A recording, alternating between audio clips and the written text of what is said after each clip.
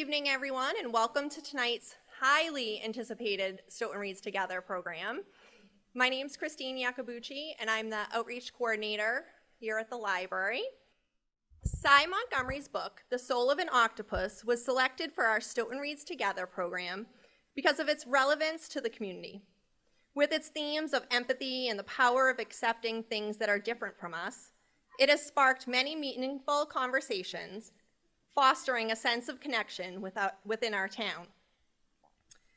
Cy is an acclaimed author, naturalist, and adventurer whose work has captured the hearts and minds of readers around the world.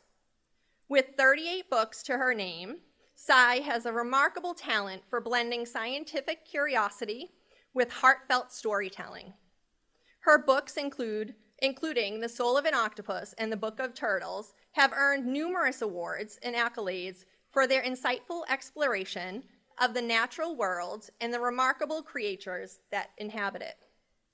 Tonight, Cy will be discussing all things octopuses, including her latest book, Secrets of the Octopus, which was published by National Geographic and is the companion volume to the 3-part TV series of the same name that began airing this week. It's an exciting time for Cy, as she is also being featured as the cover story for the May issue of the National Geographic magazine.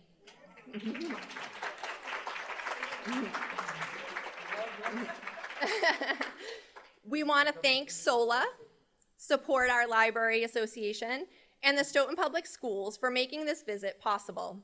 SOLA also sponsored many of the other activities throughout our Stoughton Reads Together program, and for that we thank you. So without further ado, please join me in giving a warm welcome to the extraordinary Cy Montgomery.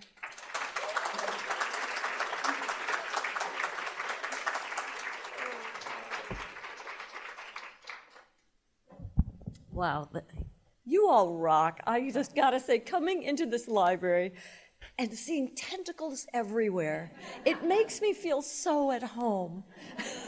So big 8-armed hug to all of you and 3 hearts with blue blood. I'm delighted to talk to you today about octopuses and the way that I got into them and the amazing journey that began on a March day in 2011. And those of you who have read the book will know what I'm talking about.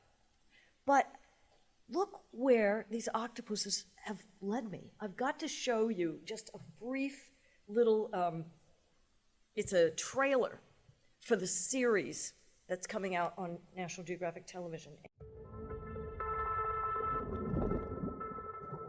How do you find a creature that can blend in against any background?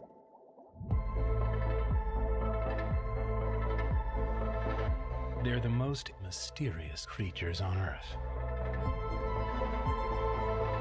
They're masterminds, shapeshifters. They're just so incredibly alien.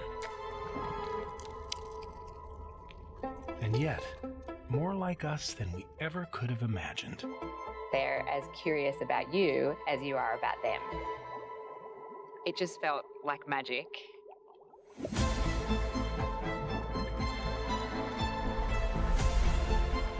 Every encounter with an octopus feels like a really intimate moment.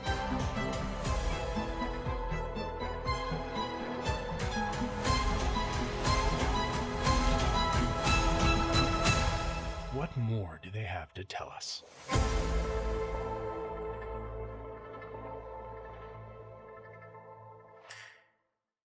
All right, so how did this begin?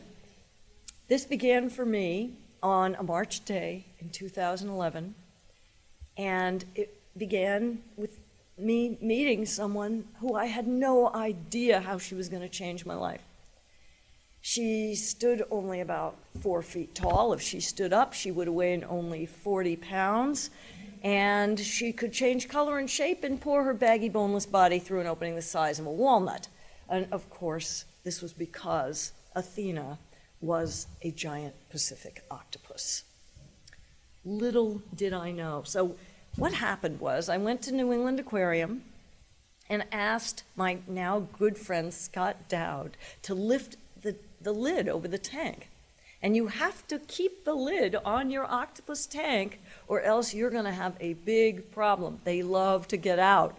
I wrote a whole book for kids about what happens when they get out. Sometimes they, in the case of Inky, they slide down the drain and go back home. Sometimes they'll get into the neighbor's tank and eat the neighbor's, then return to their tank as if nothing ever happened. So this is why you got to keep a lid on the octopus's tank. But I had no idea what would happen when I looked into the silvery eye of this beautiful creature. She came sliding out of her lair. She turned bright red with excitement. She looked me in the eye, and then she reached for me with her glorious white suckers. Now, octopuses can taste with all of their skin, including their eyelids, but their sense of taste is most exquisitely honed in the suckers, of which there are 200 on a giant Pacific's every arm. And these suckers are not just feeling things, but they are tasting things. So when I saw her reaching for me, I asked Scott, "Can I touch her?" And he said, "Sure."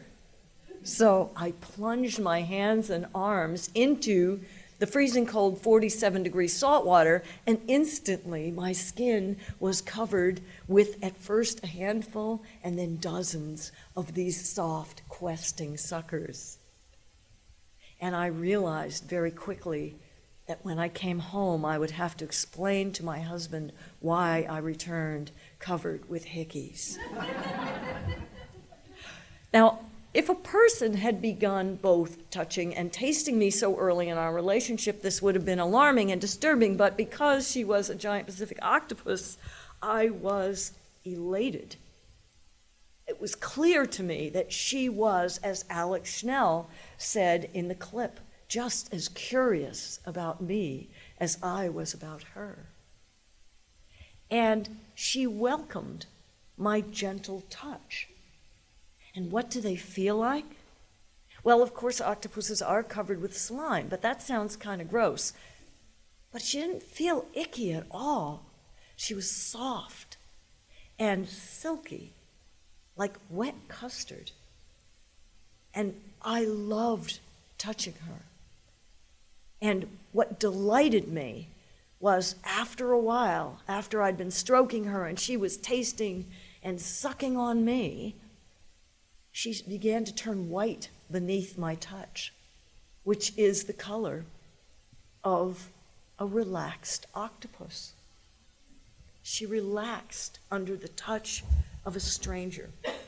And I felt very strongly at that moment that there was a little meeting of the minds of me and a mollusk. A mollusk who is, the last time we shared a common ancestor with an octopus, it was 500 million years ago. And everyone was a tube. There were no eyes, there were no stomachs, there was, everybody was just a tube. And yet, here was someone whose curiosity I could feel and appreciate. And she obviously could feel and appreciate something about me as well. Well, this led to the book, The Soul of an Octopus, and led to the book, Inky's Amazing Escape. It led to another book for children, The Octopus Scientist. And when the book came out, it led to my meeting with this fabulous guy who, his name is Warren Carlisle, and growing up, here he is as a little boy, his favorite animal was, you guessed it, the octopus. But he tried to read books about octopus, and there was practically nothing. He didn't learn anything about the many species. He didn't know that there were more than 350 species of octopus. And he describes himself as neurodivergent. So he was a little ADHD, he was a little bit on the spectrum. Those are always the best people, if you ask me. And he always wanted to read more about octopuses. Well, growing up, he hung out at the library and wanted to get more information, and there was nothing to be had. So he spent his childhood trying to make flashcards and stuff about octopuses and learn about them. And when he grew up, he read The Soul of an Octopus. And the minute he read The Soul of an Octopus, he decided, you know what? I know I'm working right now as a grown-up for famous fashion photographers. But what I really want to do is be like the PR agent for octopuses. He felt that they needed like this whole new fan club. And so we met in 2015, and he founded Octonation.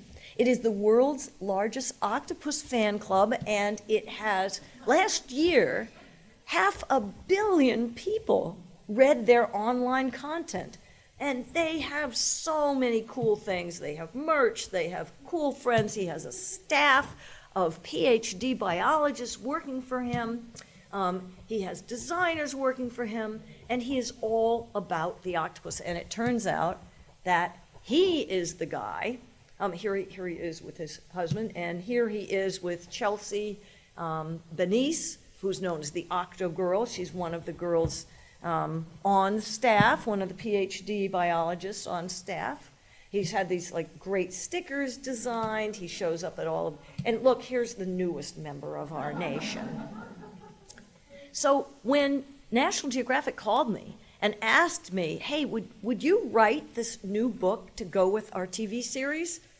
The first thing I said after yes was, we got to get Warren Carlyle and the nation involved, because I frequently am called upon to address the nation. I tell my husband, sorry, honey, you got to make your own sandwich because I'm addressing the nation. And we have a member of the nation here tonight, at least one that I know of. Is there anyone else who's a member of the nation? Awesome. Anyway, it's pretty great stuff. So little did I know on that day in March of 2011 where this octopus was going to lead me. But octopuses do have a way of taking you places that you never thought you would go. This octopus actually is fixing to lead a diver along their hunting route, and they sometimes do this. I have had this happen to me in Moorea, and they often will even reach out an arm, and they might touch you, and they might even take you by the hand and show you around the neighborhood. But there's 350 plus species of octopuses. Just this spring, 4 new species were discovered. And each one of them has a superpower that is just jaw-droppingly strange. Some of you probably know about this one, the blue ring octopus. There's several species of blue ring octopus. Their poison is super, super deadly. They hardly ever bite you, but they use these rings in case they think they're in trouble to say, hey, watch out, I'm a venomous animal, so just back off, okay? They hardly ever bite people, but unfortunately there's no antidote to the poison. Octopuses love gentle touch, and here is the closest thing I can take you to what it would feel like to have these beautiful suckers on your skin. It feels, to me, like an alien's kiss. Now, each one of these suckers on a big giant Pacific octopus, a big sucker can grow to 3.5 inches in diameter, and that single big sucker can lift 35 pounds. So remember, there are 200 on each arm, the 8 arms of the giant Pacific octopus. And these suckers are capable not only of feeling and tasting, but they're capable of a pincer grip, like what we use to grasp a pencil. and what we use to tie and untie a knot. And it turns out that octopuses can untie a knot in surgical silk, which is one reason why in the days of the evil scientists who would do operations on octopuses to see what would happen, they certainly learned not to do that anymore because the octopuses would take all the stitches out and leave the surgical silk on the bottom. There's so many different kinds of octopuses with different superpowers. There are some who live in Antarctica and have antifreeze in their blood. There are some really deep sea octopuses, ghostly creatures like this beautiful one. This is a coconut octopus walking around like a person. To me, it looks like a harried commuter, like rushing for the bus with their luggage. But what is this octopus doing? This is a coconut octopus, and they can carry things with them for later use. They are exhibiting an affinity for tool use. And when I was born in 1958, tool use was the Rubicon that separated humanity from the rest of animate creation. It was man the tool user. No one else could use tools. Well, in 1960, Jane Goodall found that chimpanzees use tools. And now we know that fish and birds and even insects use tools. But the cool thing about when octopuses use tools is they often pick them up and carry them for quite a distance before they then find a use for them. Octopuses are always doing surprising things, which includes coming out on land. And why would they do that? Well, sometimes the hunting is better out on land. Sometimes, if you're trying to get away from some crummy eel who wants to bite one of your arms off, or a shark, you might want to come on land. And they can actually crawl around for, it depends on the species, but they can crawl around for more than 15 minutes without drying out. Here's some of the most beautiful octopus species. These are the blanket octopuses, and this is actually Warren's favorite. She looks like, Cinderella's dress dragging behind. Look at this gorgeous creature. And I love the music that goes with this, because it instantly brings your heart rate down. And to look at this creature living in the sea, I mean, to me, it's more beautiful than what we can even imagine a mermaid being, or even an angel being, which tells you that our world is absolutely filled with magic and surprise and thinking, feeling creatures that I hope will inspire us all to take better care of our ocean and our earth. And not only is the blanket octopus a gorgeous creature, you will not believe what she does. I'm keeping calling her she because the male is this little tiny guy, and he rides around on a jellyfish like a person in a cab until he finds a lady, and then she grows these calcium-type stalks out of her body, and here's one of the stalks, and on it she puts her eggs, and she guards the eggs on her own body. Another wild one, look at this guy. He's called the hairy octopus. And these aren't really hairs. What they are is they're kind of papillae. They're his skin, but he looks like he's just having a really bad hair day. And here is an octopus demonstrating what you can do when you have an interbrachial web. It's almost like a net that you can cast over your prey item. And no one can see what you're doing underneath, but what you're doing underneath is you are using your beak. Octopuses all have a beak, conveniently located in the armpits where all the arms join. And once they capture the prey, they can bite it with their beak and they can envenomate it. Almost all 350 species of octopus that we know have venom. So when I was dealing with my new friend Athena, I was quite aware that I was dealing with somebody with with an alien's superpowers, with tremendous strength and with venom. If she chose to, she could hurt me. But never was I hurt by any octopus. All they have done is just inspire greater and greater wonder. And that's what we hope to do with this new book that grew out of my meeting with Athena. So much new science has happened since I published the book that you all read, The Soul of an Octopus. But it kind of set the stage for what we are calling the golden age of octopus discovery. This is the mimic octopus, who can mimic just about any creature he wants. We think of octopuses using their camouflage to blend in with the background, and they certainly can do that. But they also use their camouflage to confuse their predators and their prey into thinking they are anything other than an octopus. And this octopus is showing us that it can look like a whole bunch of banded sea snakes. All he has to do is dive down, cover his head and mantle in the sand and stick his arms out, wave them around. Everyone will think, "Ooh, poisonous snakes, I'm getting away from them." They can put their arms together and scoot along the ocean floor like a flounder. And they do such a convincing flounder impersonation that flounders follow them around. So all of these, many new species have been discovered since 2015 when my book came out. There's a huge appetite for octopus things. There wasn't an octopus emoji for your phone until 2015 after my book came out.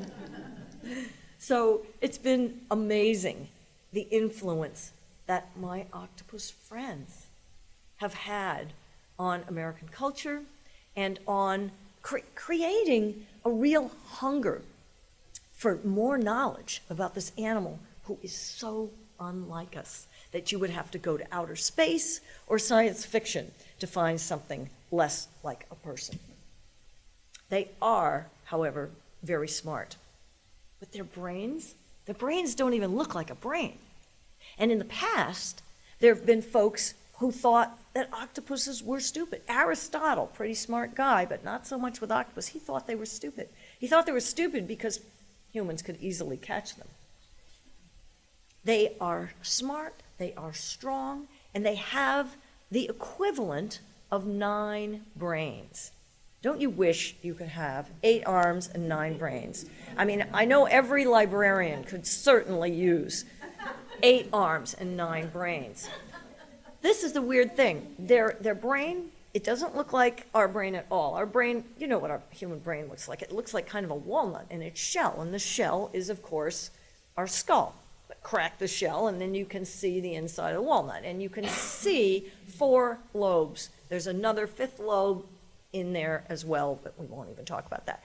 These guys, their brain is a ring around their throat. So if they try to swallow something and it gets caught in their throat, they can actually have brain damage from that. Most of their neurons aren't even in their central brain, but in their arms. And it so happens that octopuses not infrequently will lose an arm or 2 or 3 or 4, which they can then regrow. But before they regrow, that arm's floating around and it can do stuff. I mean, it can catch prey. The severed arm can change color, it can catch prey. And so when people ask me, how smart are octopuses? I like to ask, how smart do they think we are? What if they asked us, well, how many colors can your severed arm turn in half a second? And conclude that we were not that smart. Well, octopuses are very playful.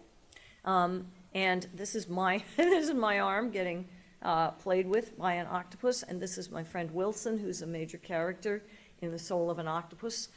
Octopuses are so smart that they get bored unless you do something with them.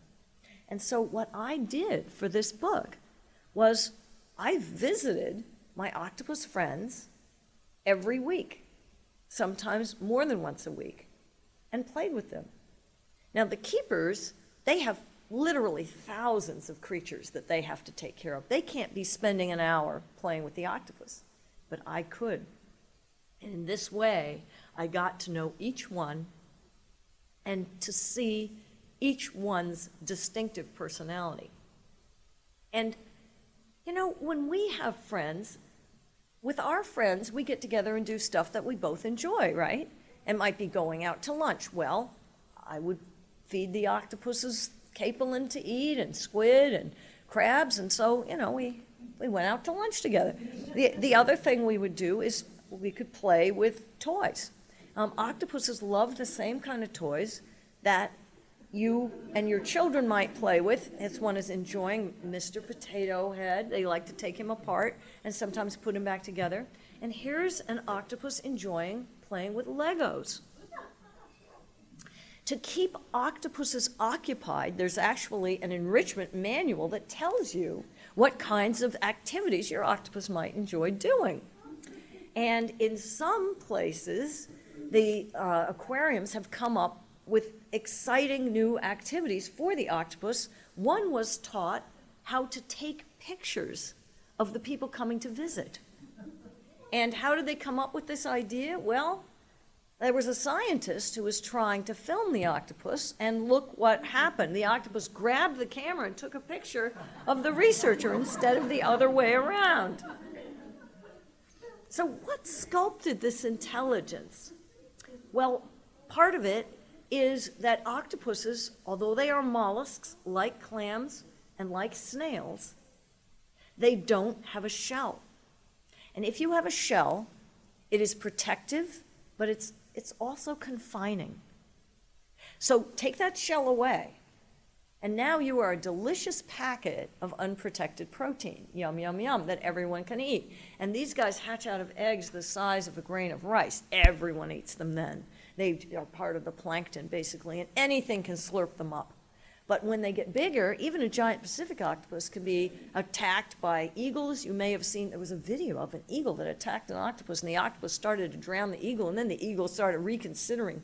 And a fisherman came by and extracted the eagle from the octopus, and both survived. But being a creature that everyone can eat, because you don't have any shell, freed octopuses up to get smart. They got smart enough to outwit a ton of different predators that want to eat them, and to outwit a large group of animals who they can eat as well. And when I say outwit, they appear to have what psychologists call theory of mind. So theory of mind says, I have thoughts and you have thoughts, but your thoughts might be different from my thoughts. So if I'm going to put myself in your head, I don't want to put my thoughts in your head. I want to think about what you're thinking about. And this is why animals like this mimic octopus is able to see a predator and decide, oh, you know what, I think I'm going to instantly turn into a flounder right now. But they might see another predator and think, oh, that predator won't be afraid of a flounder, but it'll be afraid of a poisonous, venomous lionfish. So I'm going to look like that instead. These guys are so inventive and so intelligent that at aquaria, they invariably have names. In aquariums, there's thousands and thousands of animals, and not all of them are named.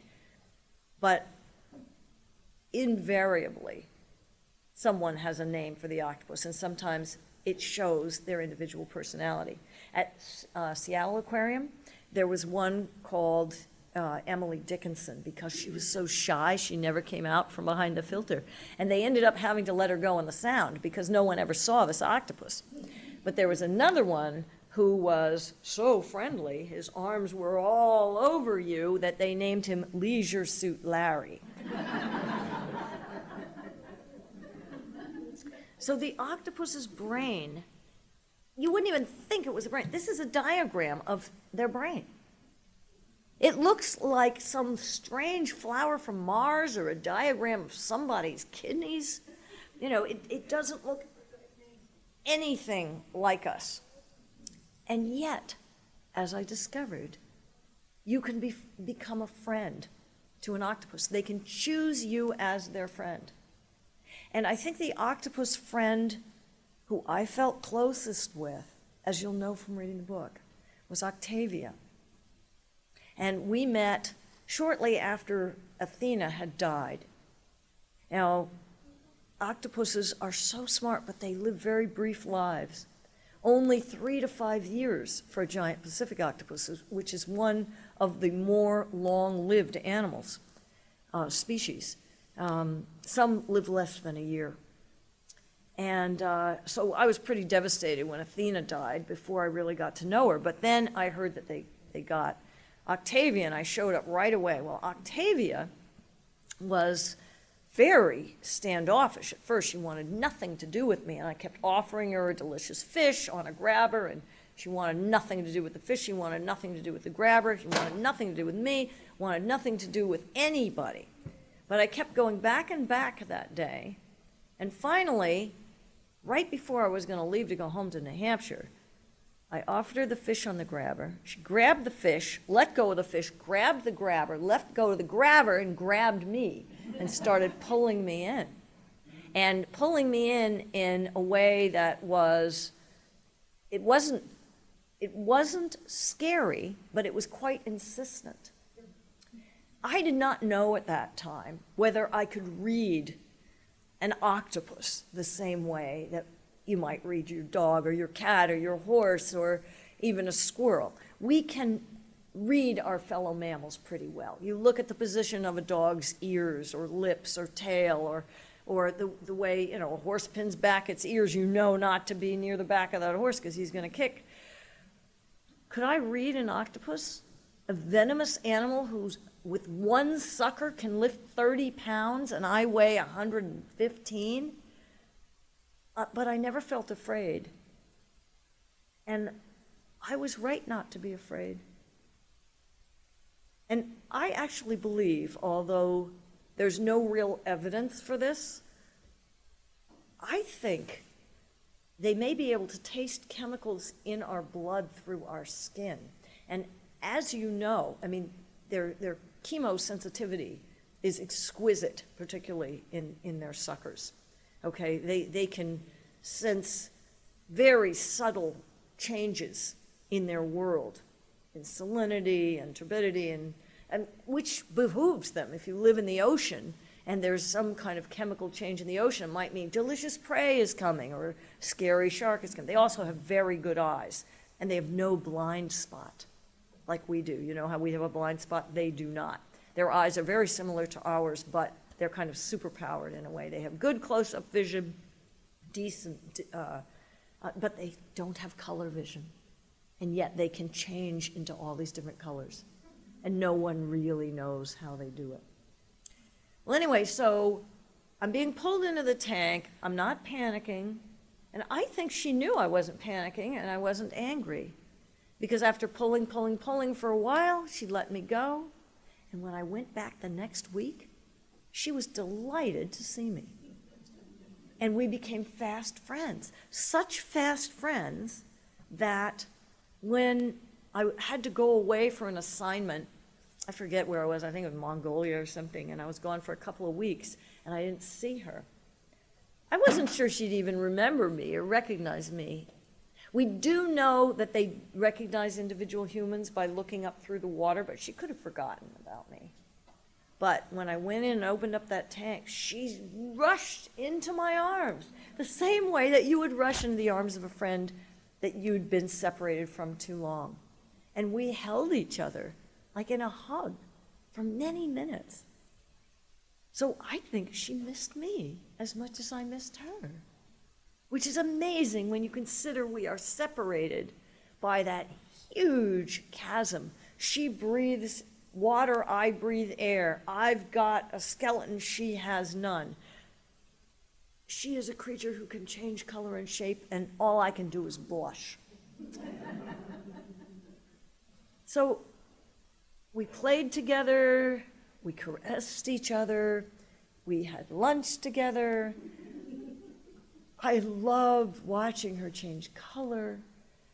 I loved seeing the changing texture of her skin. Everything about her fascinated me.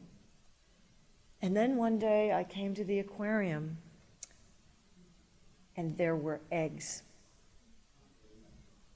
Now, these are not her eggs. These are the eggs of a different octopus, but it is a giant Pacific octopus, and you can actually see the baby octopuses in there. Now, her eggs, you couldn't see baby octopuses in them for the very good reason that there was no Mr. Octopus. And so just like chickens will lay eggs for you, even if they're not going to hatch into chicks, she had laid infertile eggs. But she did not know they were infertile. So what happens when you are a giant Pacific octopus and you lay eggs? You lay eggs once at the end of your life. You will lay 10, 20, 30, 50, 100,000 eggs. Each one like a beautiful little pearl shaped like a grain of rice.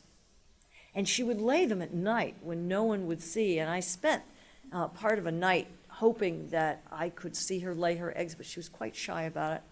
And those of us who have had babies, I'm sure, didn't want anyone watching then either. But it's much easier for an octopus, although there's a lot more eggs to lay, and you just kind of extrude them from your funnel, and then you have to cement them with a gland in your head, which we lack, to the sides and ceiling of your layer. But every day I would return and see more and more eggs. So octopuses do this at the end of their lives, and the mother octopus will then never leave her lair again. She will never leave the lair to hunt or to eat. She will stay on those eggs, protecting them from predators, grooming them, using her funnel to blast water at them, fluffing them like you fluff up pillows. She was very, very busy with her eggs. And in the wild, a giant Pacific would do that for 6 months, and then they would hatch. And if she was lucky, she would be able to use some of her last breaths, perhaps, to blow those babies out of her lair into the open ocean. But as I said, hers were not fertile. So 6 months went by. They didn't hatch. She wasn't leaving them. 7 months went by. 8 months, 9 months. 10 months went by. And still they didn't hatch. And still she would not leave that lair. And what that meant was we didn't play all that time.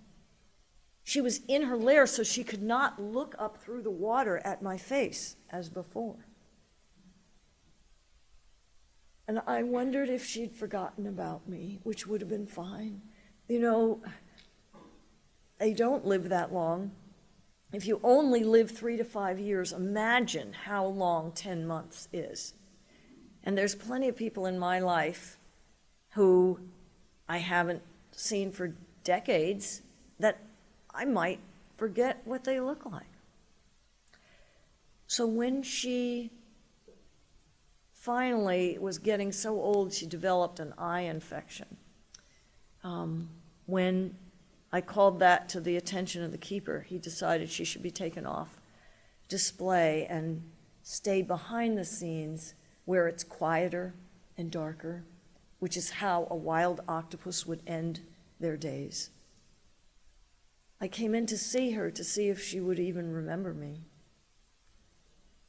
And she did, because she was in this big barrel behind the scenes, and we opened it up, and she drifted to the top, looked into my face. And I gave her a fish, thinking she must be hungry, but she just took the fish and threw it away. She didn't want the fish. She came to the top of the tank specifically to see me and to put her arms around me and to taste me and look into my face one last time. And we held each other at the surface for minutes. And she made a big effort to do that because she was old and she was sick and she was in fact dying. But she chose to use that energy to say goodbye to me. And this changed my life forever. It changed the way I think about thinking. it showed me the truth of one of my favorite sayings, which is actually credited to Thales of Miletus, the pre-Socratic Greek philosopher, who says the universe is alive and has fire in it and is full of gods. And to me, what that saying tells us is that the universe is incandescent with life and thought and emotion and memory. And that our job on this earth, when faced with these glories, is to treasure and protect and live in awe. And my job as a writer is to spread the word. And I am so grateful to my friends Athena and Octavia and Kali and Karma. There was an octopus named Sai, who's not in the book, but who I loved. She was so outgoing and much, much more attractive than I am. They gave me a great gift, and it is my honor to share that with you. I am so glad that you chose The Soul of an Octopus and celebrating octopuses. And there's so many people out here wearing cool octopus stuff, octopus necklaces, octopus earrings, octopus shirts. I feel like I'm really among kindred spirits. And let's just spread the word. Thank you so much.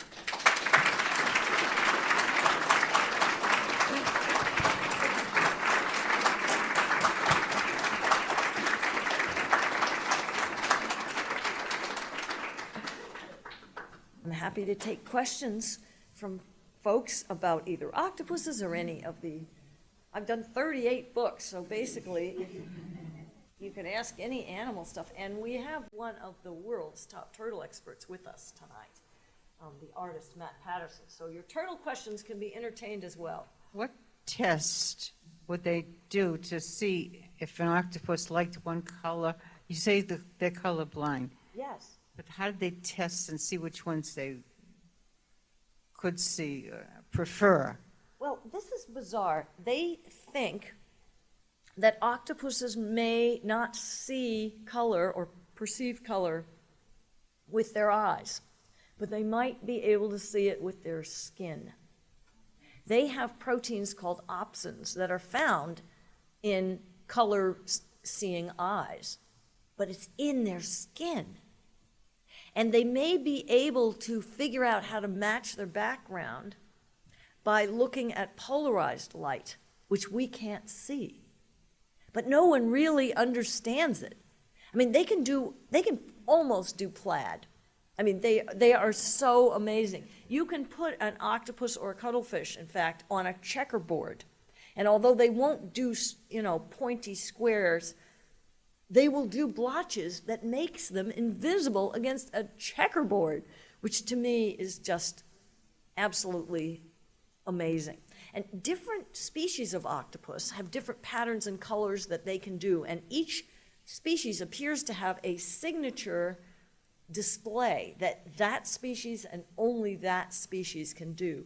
And this is something in Secrets of the Octopus that I report on that was discovered by my good friend in Brazil, Tatiana Leite. She discovered this and found out that the common octopus, Octopus vulgaris, sounds like he's swearing, but he's not, it just means common, that Octopus vulgaris, everyone was saying was the common octopus, is not even the common octopus. There's a whole bunch of other octopuses that have been mistaken for that.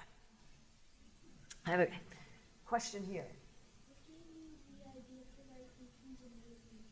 Oh, what a good question. Okay, the question was, what gave me the idea to write Inky's Amazing Escape? Well, after I had written Soul of an Octopus, I got a lot of calls from the newspapers when the news broke that there was this octopus in New Zealand that escaped from his tank and went down the drain and went home into the ocean. Because the New Zealand's National Aquarium is right on the ocean, and they have all native species. And so the drains that you see behind the scenes in every aquarium just went into the ocean. One night, Inky, someone left the lid to his tank ajar. He got out, fell on the floor. They could see the slime trail where he'd gone. And he went down the drain and he just went home. So all of these newspapers and stuff were calling me because I was like the octopus expert. And it occurred to me, you know what? That would make a great story for kids. It's a true story. And it's a good way to talk about, many people were like, boy, did he not like his tank? Is that why he escaped? Well, I don't think he was like, I really hate it in here. Because think of the astronauts. Did they go to outer space because they didn't like Earth? No, they wanted to explore. Did Sylvia Earle, the great shark expert, decide to dive deep into the ocean, and Jacques Cousteau because they didn't like breathing air? No, they wanted to explore. So I don't think Inky was like unhappy in his tank, but he just wanted to get out and explore. And I love this book because it encourages the readers to explore as well and know that they have something in common with an octopus. Any other? Here we go. Oh, good. Here comes a mic, so I won't have to repeat.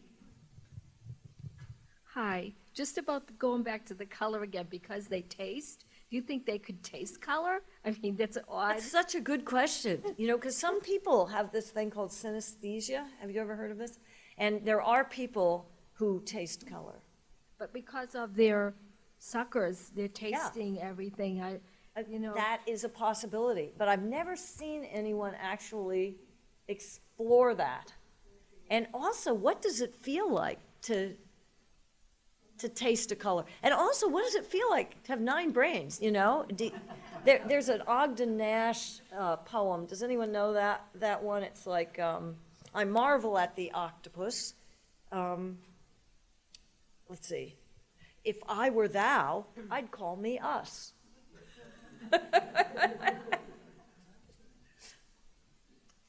Cy, I understand your collaboration with National Geographic, and your experiences from reading your books are basically, you're the aquarium experience and the other book that's from National Geographic, they're in the ocean. Have you ever been in the ocean? Yes. I was inspired by my friendships with these octopuses to become scuba certified in my 50s. And I was the most spastic scuba diver you ever saw. In fact, I flunked out so bad the first time. My ears really hurt, and I was so vertiginous that I could not drive home from the MIT swimming pool. I had to lie in the back of my car. Fortunately, my car smelled like my dog, which cheered me up because I could smell Sally. And eventually, I got well enough that I could drive home. But then I tried again. I got a private instructor, Doris Morissette, who it turned out worked at New England Aquarium. And the first time I saw a wild octopus was in Cozumel, Mexico. I just about died to see that. Oh my gosh. And you want to stay with the octopus, but everybody else is going away. Later, also while I was researching this book, I joined a team of octopus experts and wrote a book for younger readers called The Octopus Scientists. And we went to Moorea and we studied wild octopuses. And it was in Moorea that I had the experience of an octopus who actually reached out and touched me and invited me to hang out and look around while she was hunting. It was so cool.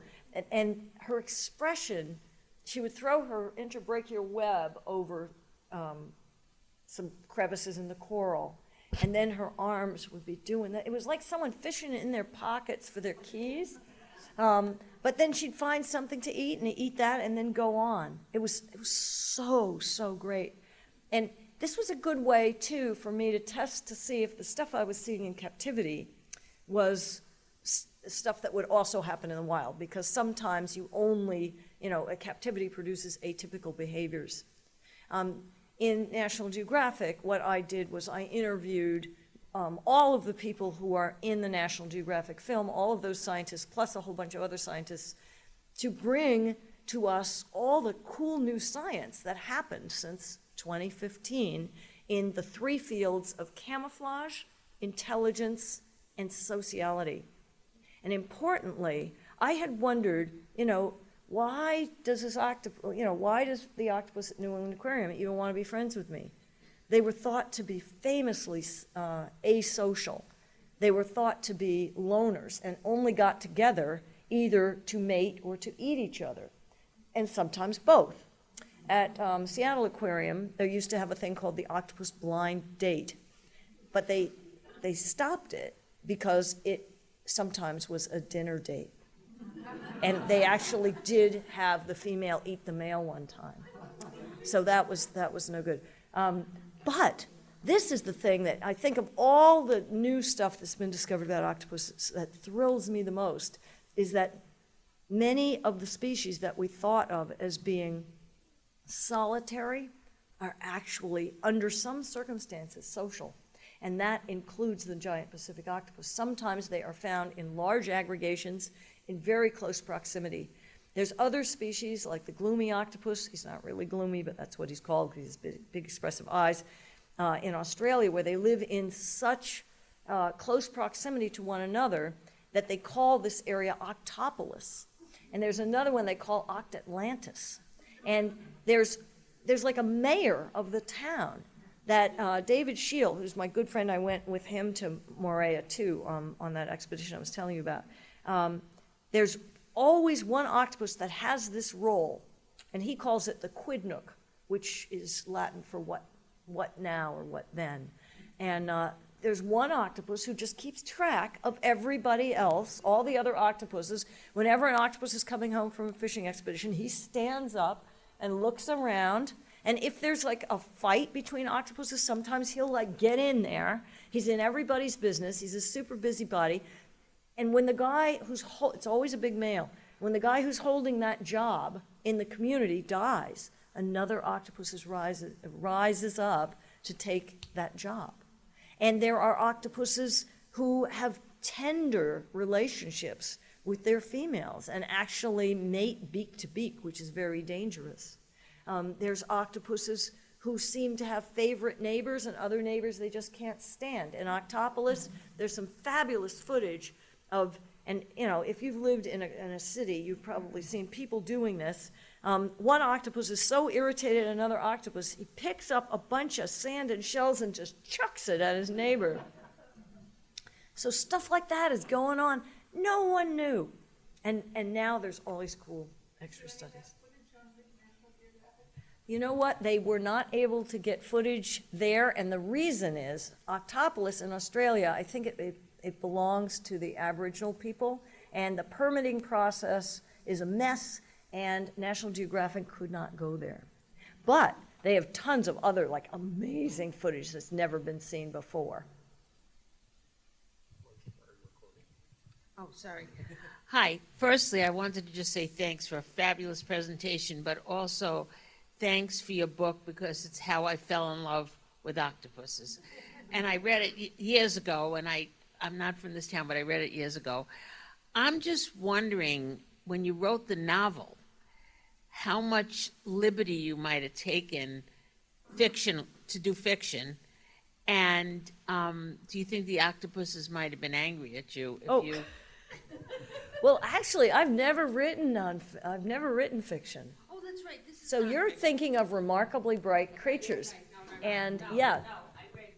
Okay, well, there is a fantastic novel called Remarkably Bright Creatures, and we have it here in the library, and the author generously credits my book in giving her the inspiration to write it. No, that was good. That got me the chance to plug her book, which is awesome. Speaking of that book, can you talk about how you think that's influenced people's opinions and the fascination with octopuses? Yes, I mean, absolutely. it's a great PR Yes, piece and for so did the octopuses. movie My Octopus Teacher. Yes. Did some of you see that? And David Shield, who I mentioned a little earlier, who studies Octopolis, he has written a fantastic book, and there was a film about him and his octopus named Heidi, his home octopus named Heidi. Yeah, I bet. So, you know what, though? I mean, one of the things I'm really proud of course, I'm really glad I got a chance to write all of my books, but Soul of an Octopus kind of paved the way, showing Netflix that you can do a film about an octopus, and it can win an Emmy or whatever award the thing was. And to give Shelby Van Pelt an opportunity to pitch a novel starring an octopus. And I feel like, just the way the octopus reaches out its arms to join all of these people, this is what the octopuses that I knew and I was able to share with others in my book. It's just made way for even more great octopus stuff. So I'm really proud to have welcomed, to have created an atmosphere that allowed the public to take these other books and films seriously. A bunch of us were wondering, how big was that barrel that Callie had to live in for so long? Oh, Because yeah. I'm picturing that it wasn't very much bigger than that podium, and I'm hoping I'm wrong. No, it was small. And during that time, see, the giant ocean tank was being redone. It was going to leak, so they didn't have any choice. The giant ocean tank, for those of you, how many people have been to the New England Aquarium? Okay, well, the GOT is the beating heart of the aquarium. And if the thing sprung a leak, things would not be good at all. So they had to fix this thing up. And this meant that there were fish and other animals like all over the place in the aquarium. And when they got Kali, they kind of had the octopus in waiting for, and so she was in way too small a room. And it was kind of like when you go to college and they've given your room away, and so you have to live in a lounge with like 4 other girls you've never met. And this kind of thing happens with people too, and no one likes it. We do know that octopuses in the wild that have been studied spent between 70 to 90% of their lives hiding in their lair. So, because they're going to get eaten by somebody. Being in a relatively small space for 70 to 90% of your days is not as miserable, we assume, for an octopus as it would be for a person. But it wasn't a great situation for Kali, and it broke our hearts. But we gave her lots of attention and things to do. But my God, she did want to explore the world. She would just bubble up out of it.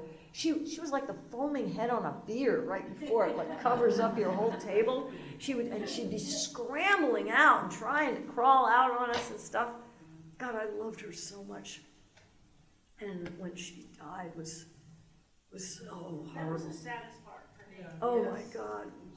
And I'm so glad you understand, because,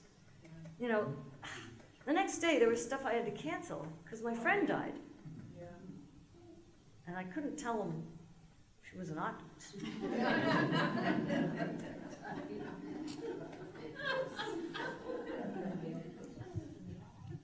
Hi, you've had an incredibly fascinating career.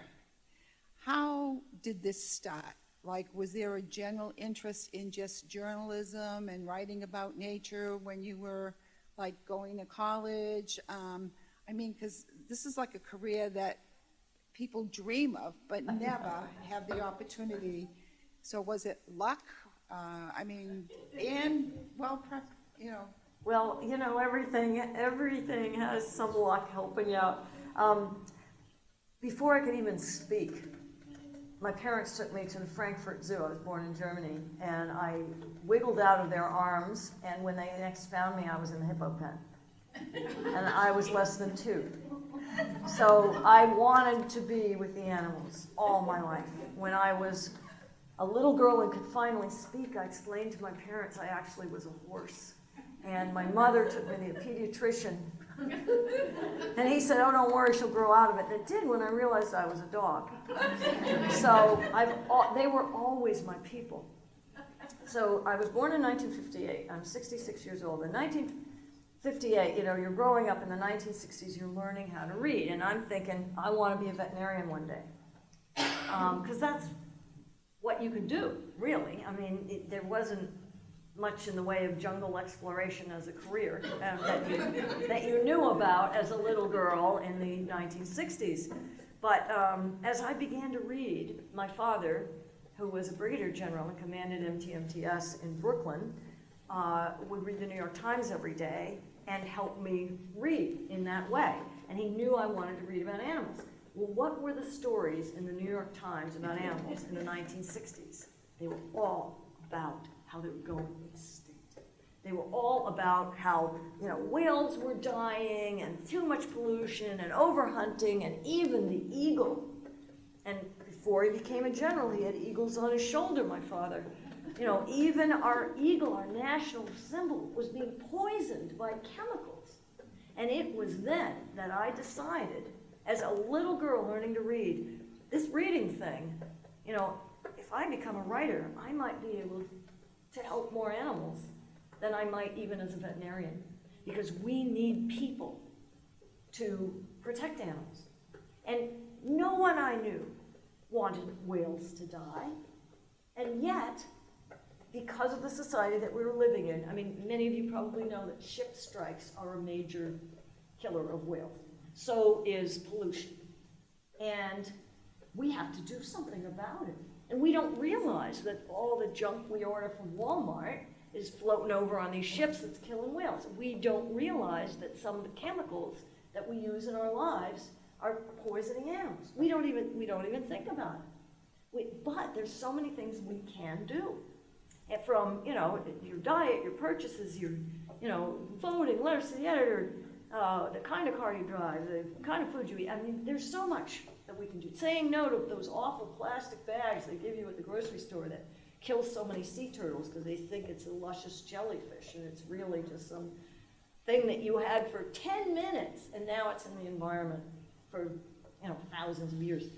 So if we turn people on to what our power is, to protect these animals that now we love, that's my part of changing the world, and that's what I did. So I studied journalism, French language and literature, and psychology, triple major, got out of school, worked for a newspaper for 5 years covering the environment, and then had an opportunity to quit my job and move to a tent in the Outback and not make any money and study emus for 6 months. I lived in the Outback. I knew that once I got home, I wasn't going to want to struggle in a pantyhose anymore, ever again. And so I began freelancing and soon began writing books and just made life happen. So, and if I can do it, I am not all that smart. You can do it too. And so all the young people out there, if you imagine some great dream, don't let anyone tell you you can't make it happen. Because I made it happen. And you know what I wanted my whole life growing up?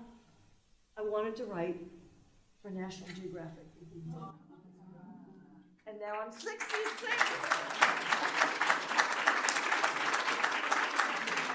So, for all of you older people out there, never give up.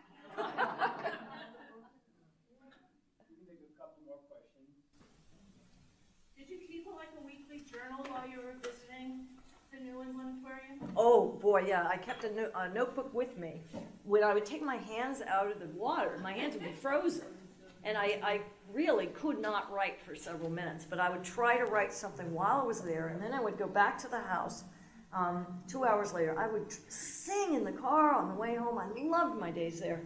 And I would transcribe my notes and write about, what did my octopus friends teach me that day. And when I'm in the field in Mongolia or Papua New Guinea or Australia or New Zealand or wherever I am, I do the same thing. I have a little notebook that will fit in my breast pocket or my back pocket, and no matter where I am, I'm taking notes all the time. Then I go back to my tent or my hotel or my liveaboard ship, and I transcribe that and write an essay, essentially, about what happened that day. And some days you really do not want to do that, because what happened hurt hand on stick. You just don't want to do it because you're exhausted. And you're covered with leech bites, or you've got dengue fever, but you do it. You make yourself do it. And when it comes time to actually write the book, when you get home and all your research is done, I take so much directly from my field journal. So that's where most of that stuff comes from. Thank you. You're a writer, right? No. Secretly? Retired teacher. Well, you got it right. That's exactly my process. Si, you've written books about all sorts of animals. Are there any animals or an animal that are on your bucket list that you want to write another book on? Oh, yeah. Well, this August and September, I'm going to scuba dive with giant manta rays. These, 1-ton flattened relatives of sharks who can launch their giant bodies like a flying carpet into the air, and they can live for 70 years. They know a ton of stuff. The other really great thing about them is if they get hurt, like they have a hook in them, they'll go up to divers and ask for help. And if the diver actually can help them, they'll come back as if saying thank you, as whales have been known to do. So they're very smart, they live a long time, and I can't wait to get to know them. What got you interested in writing books? Well, I had written for newspapers and magazines before. I wrote for the high school newspaper, and then our college daily newspaper. And then I started writing for a newspaper in Warren, New Jersey that covered a whole bunch of area. But the thing is, newspaper articles aren't that long. They're pretty short. I mean, they matter, even though they're on the bottom of the birdcage the next day, but they do matter. But I thought, gee, I'd like to write something a little longer. I'd love to spend some years of my life researching something and writing a book about it. Now, for a book like Inky, that didn't take years of my life to write, but Inky was informed by my book, Soul of an Octopus, which took 3 years to research and write, and then another year in publication. And it is great immersing yourself in a project like that, to really get in deep and not have to worry about like, uh-oh, I've hit 500 words, I better shut up. You can just go on and on and on, which I really enjoy. One more? I had a question. With all your travels researching different species, is there a human culture that seems to have a better reverence for their natural world than chasing the almighty dollar like a lot of countries do? I'm so glad you asked that, because actually some of my books explore that. One, Spell of the Tiger, the Bengali people who I lived with in Sundarban, this huge mangrove swamp that stretches between India and Bangladesh along the Bay of Bengal. The people there have an understanding of tigers that goes back to their mythology and their belief in a tiger god and a forest goddess. And the stories that these people tell, which sound impossible and are dismissed by many Westerners, are actually deeply, deeply true. They're also excellent natural history observations, but we haven't learned to listen for their truth. So that book is about that very thing, from living among the people who live with the tigers. And similarly, I did a book in the Amazon, and researched in various parts of Brazil and Peru about pink dolphins. And the people there live close to the earth, and they have an understanding that we have a promise, an ancient promise with dolphins and all the other creatures, and that these creatures, these are freshwater dolphins. They look really strange, and they can be bright pink, like bubblegum pink or sunset pink. They sound like, those pink elephants that show up after your third martini, but no, these are real. These people tell these stories of, dolphins and people, dolphins coming up out of the water and turning into people briefly and falling in love. And what they're saying with these stories is that they're saying we aren't so different, and that we are married to each other, and that our differences shouldn't keep us from treating them as less than, and that they have their own rich, magical world. So I do believe we have a lot to learn from people who live close to the earth. And in the turtle books that I've done with Matt Patterson, I close one of them with the idea of the world turtle, which is across cultures. A lot of cultures have this idea of a world turtle, that the world is on the back of a turtle. And of course, you look into outer space and you don't see planet Earth like riding around the back of a turtle. But turtles do uphold the Earth ecologically. Every animal really does. And I love that image, and I love the painting that Matt created of the world turtle, because it reminds us that's our job, to uphold our Earth. And it's a wonderful, dignified, edifying, glorious job.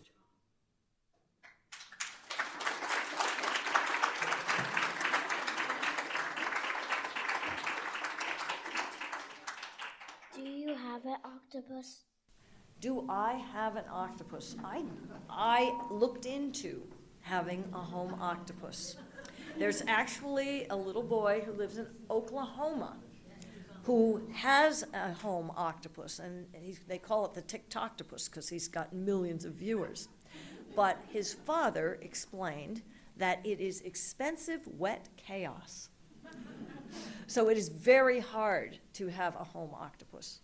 And when I looked into it, the first thing I discovered was that the weight of the octopus's tank would collapse the floor of our 175-year-old house. So that was out.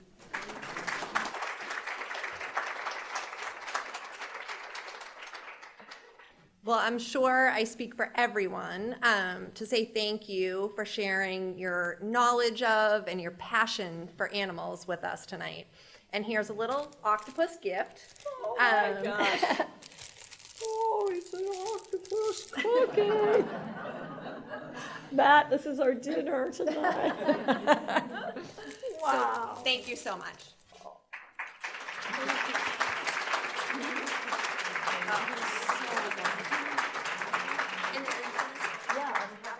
Thank you so much.